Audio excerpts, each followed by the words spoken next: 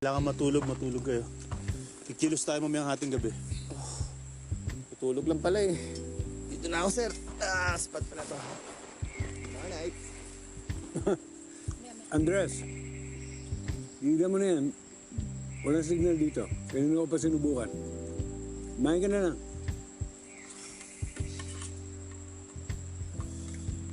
Andres. Pahinga ka na muna. Long night tayo. Sige na.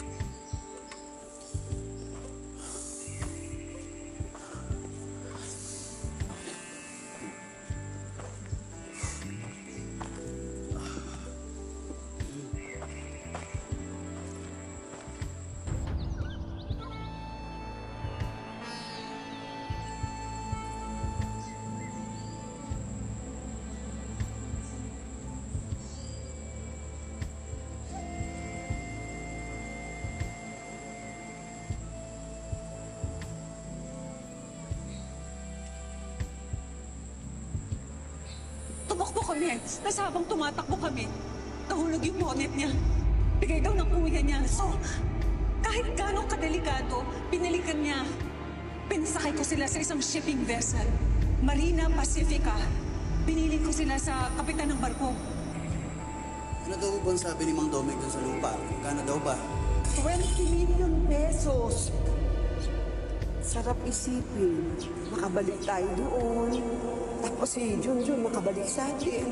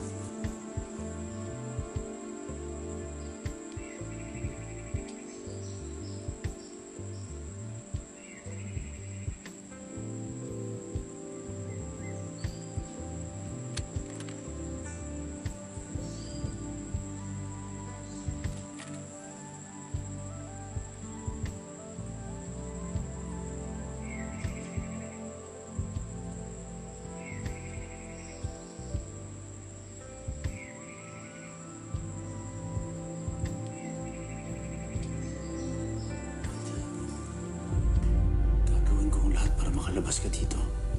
Maraming galamay na babayaran. Kung gusto mo talaga makalaya ang tatay mo, it can be arranged. 50 million.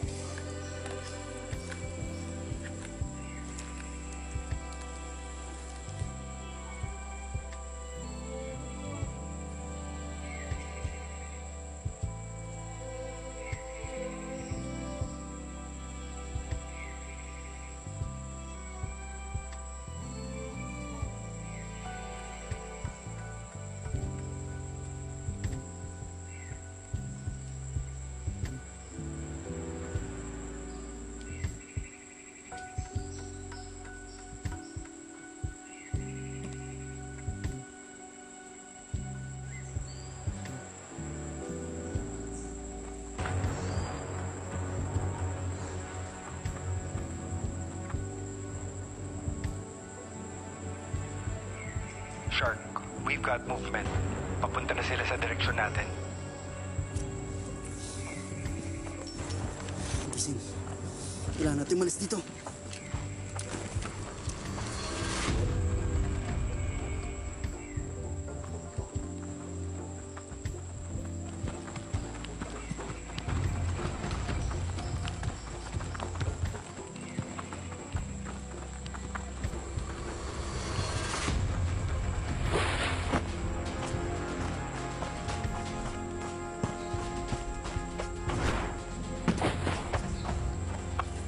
Akutin nyo lahat ha.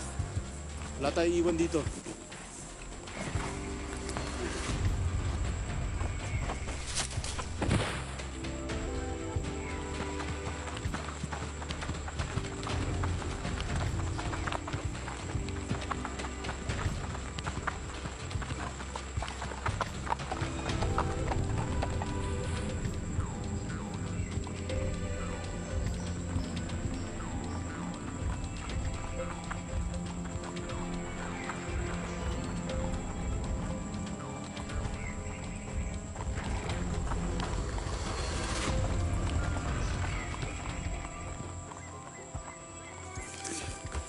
Let's go, let's go!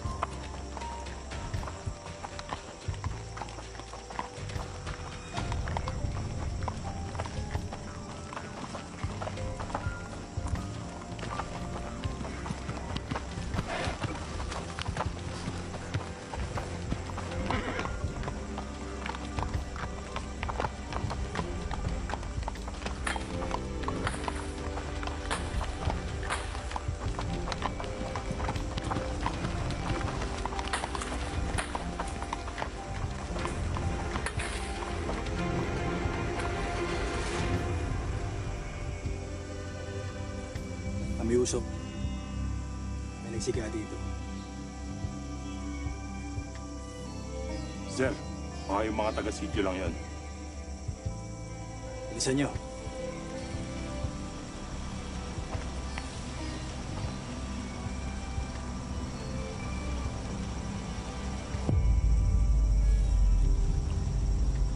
Malakas ang hangin sa taas. Pero hindi sa mababang sanga. Ibig sabihin, may parating na bagyo. Tara!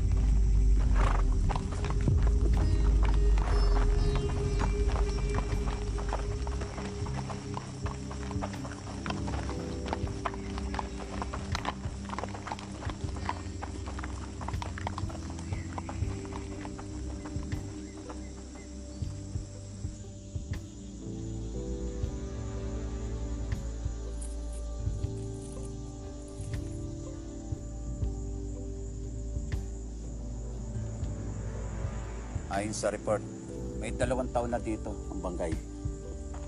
Cause of death. Binaril sa dibdib at may tama ng bala sa ulo. Kilala nyo na. Partial identity. Pero sir, may nakuha kami.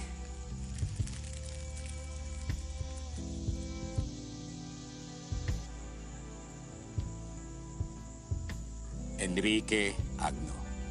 Sundalo, iranin nyo nang malaman natin kung anong pinaggagawa niyang Agno na yan nung nabubuhay pa. Kung siya nga yung bangkay na yan. Yes sir. Iranin nyo. Yes sir. Okay men.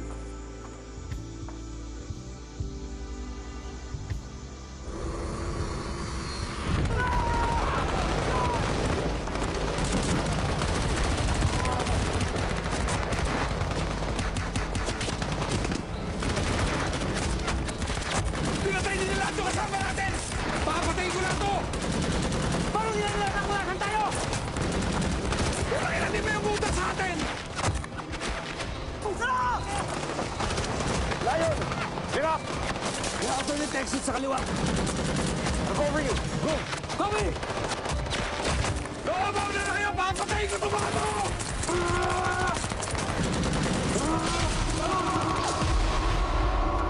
Lion!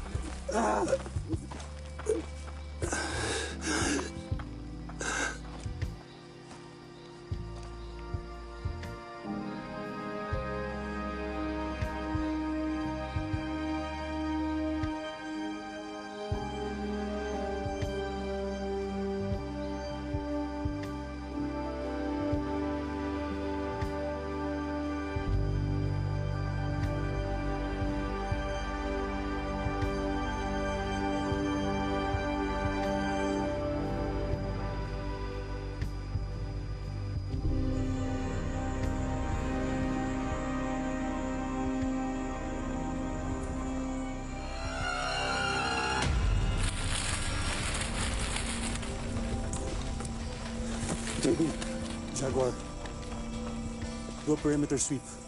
Siguraduhin mo wala ng hostile sa area. Copy that.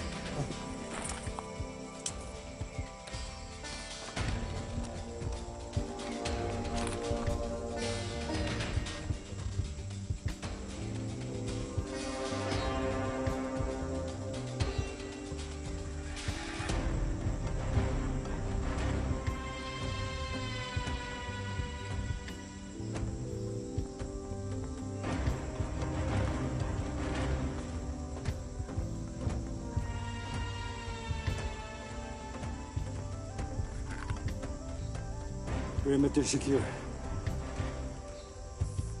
Copy. Let's move. Mukha ng kamay ni Sameo na si Benji. Nandun.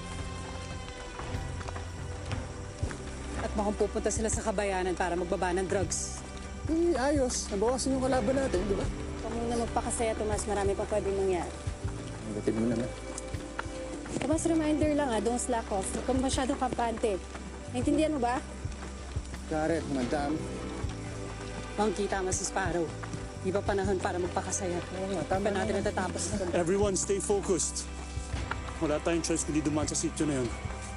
Wala dapat makakita sa atin. So for now, we have to keep on moving.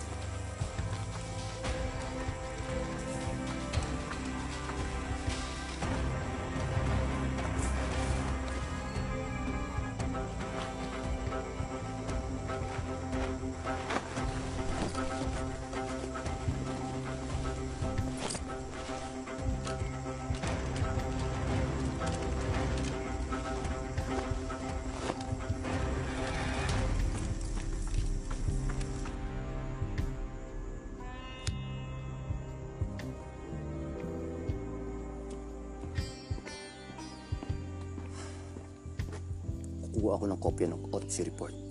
Gusto ko makasigurado kung si Agno ngayong bangkay na yun.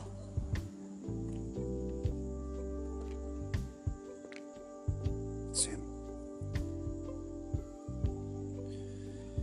Pinahirapan pa nila bago sa patayan. Anong plano?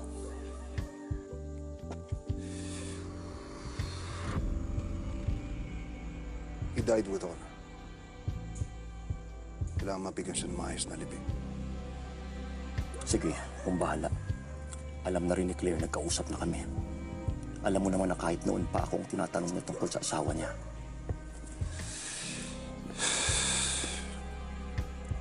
Hindi ko alam. Hindi ko alam kung saan ako magsisimula sa pagpapaliwanag sa kanila. Greg, nahanap na natin si Agno. Makaharap mo na rin ang pamilya niya.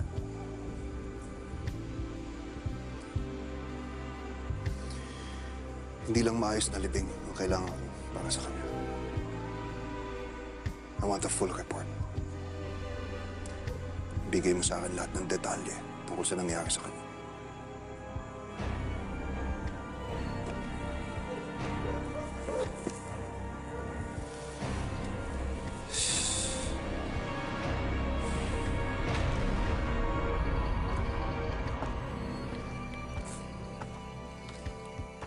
Sir. Tomas, magpahinga ka na. Ako nang bahala dito. Sir, hindi naman ako nantok. Sige, doon muna ako, sir. Sige.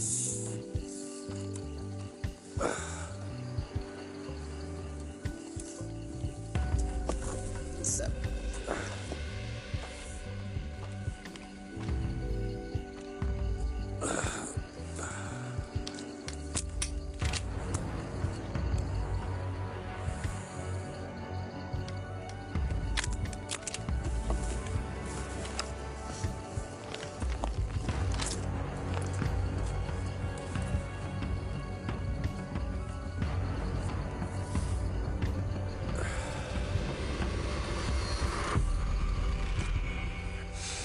Alam mo, malayo-layo pa naman yung bagyo, di ba?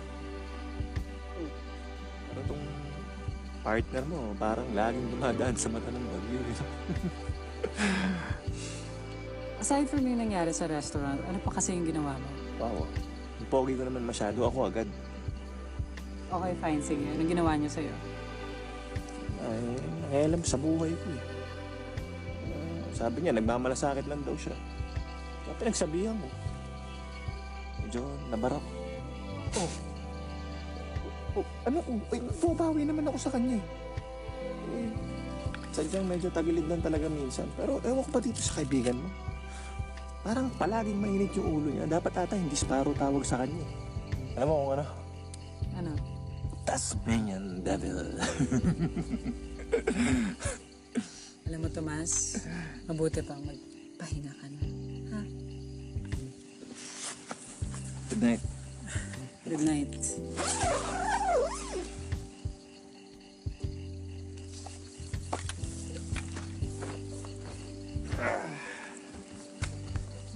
Alam mo na po, sabi natin.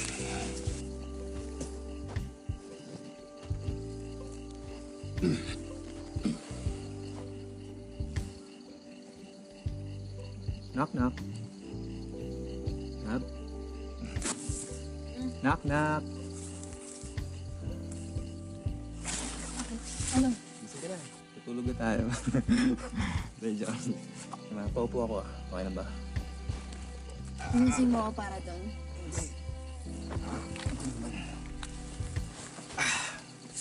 Dilim dito, no?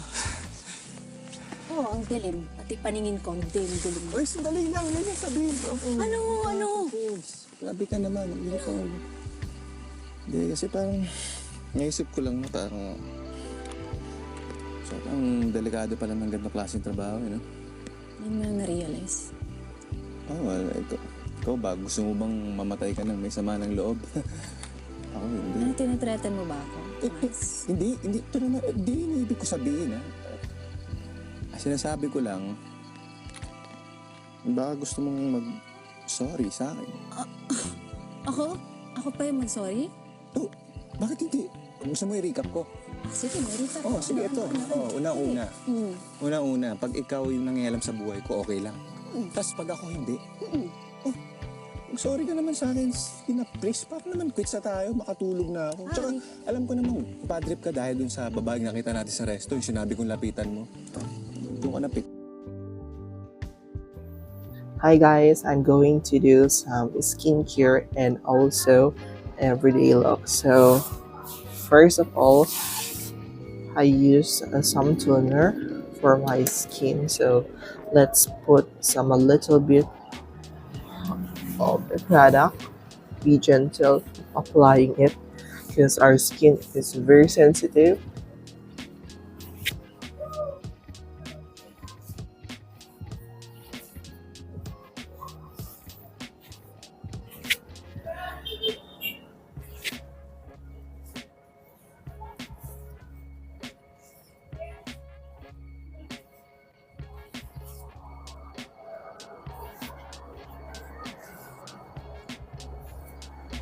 So after applying some toner, we have to forward to sunscreen because sunscreen is very important to our skin to protect the UV rays. So like this.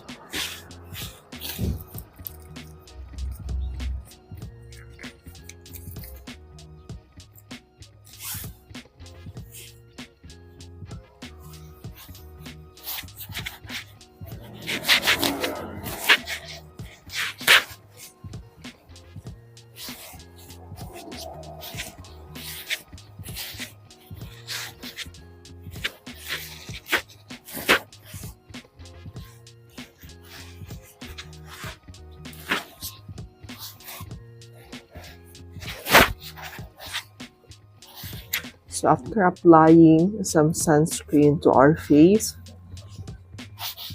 I will forward to put some powder.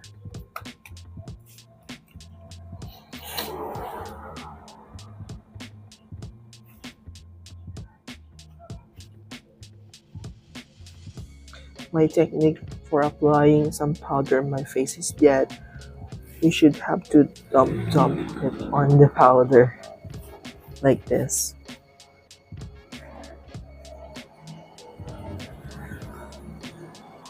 And you should have to put also in the T-zone like this.